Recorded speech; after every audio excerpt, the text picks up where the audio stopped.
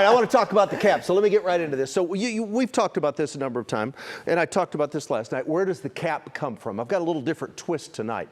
So we know that it comes from the Mexican plateau. That's the high plateaus of northern and northwestern Mexico, right? So we've got that warm air down here, and it really is just pulled to the north by approaching storm systems across the central part of the United States, and it pulls that warm air, that warm dry air, about 3,000 to 5,000 feet above North Texas. So that's where the cap comes from, right?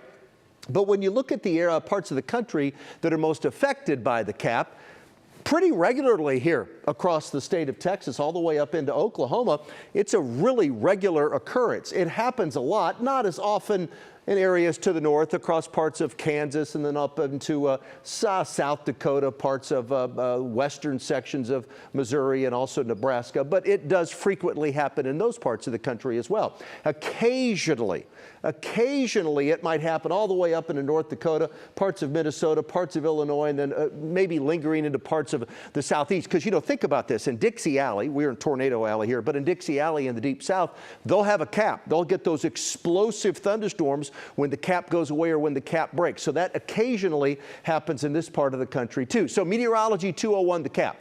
So think of it this way. A cap is just a temperature inversion, okay? It's when warmer air is on top of relatively cooler air.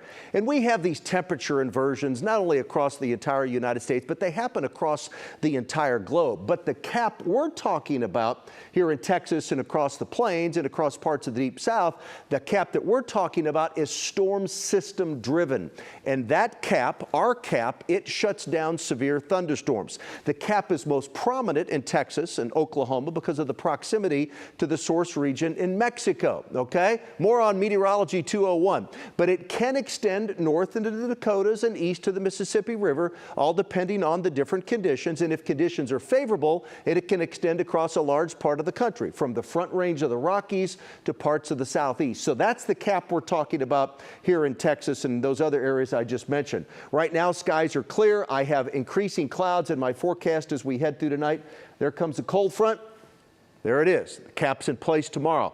As that front moves in, what will erode the cap? What will make the cap go away? Lift from a cold front. We're going to have a cold front that's on top of us around 4 or 5 o'clock tomorrow, and these little thunderstorms will start to fire up. There's 5 o'clock. There's 6 o'clock. There's 7. There's 8.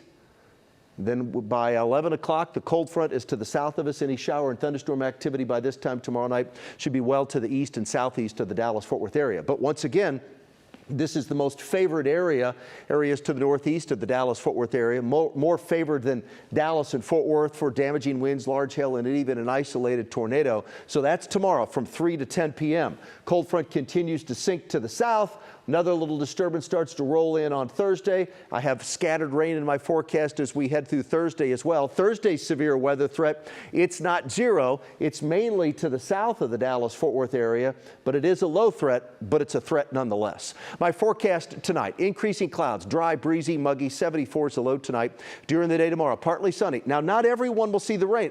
30% of us. That means 70% of you won't see a drop of rain at all. And the coverage on the severe is going to be even lower than the 30%. But it's still a possibility. It's a warm day tomorrow. We hit 91 tomorrow. That cold front moves through Thursday in the 80s, Friday and Saturday in the 70s. Another little chance of rain as we head into Sunday, unfortunately on Mother's Day. I keep some rain around on Monday and Tuesday, Wednesday and Thursday and Friday following. And then the next weekend after that, we're dry right now with temperatures in the 80s.